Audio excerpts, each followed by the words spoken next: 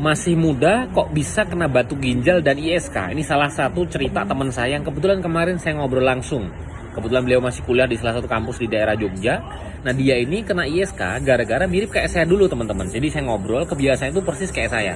Jadi suka, mohon maaf ya, dia itu suka minuman yang rasa-rasa, minuman kopi saset, terus begadang.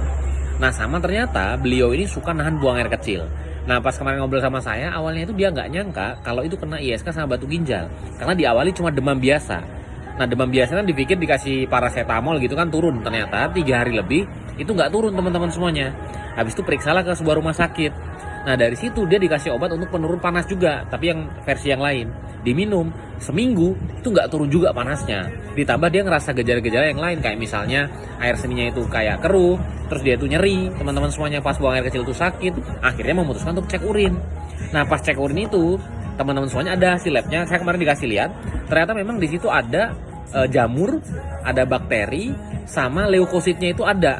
Jadi bukan negatif hasilnya. Nah, di situ kata dokter memang kena ISK dan batu ginjal, ada pengendapan juga di bagian pengkristalannya. Terus akhirnya beliau lagi usaha untuk konsumsi herbal khusus yang saya sarankan juga, yang saya konsumsi. Nah, kayak gitu teman-teman semuanya. Nah, kalau saya dulu gara-gara gaya hidup juga sama. Si teman saya tadi juga gara-gara gaya hidup. Nah, untungnya saya dulu sebelum parah saya tanganin.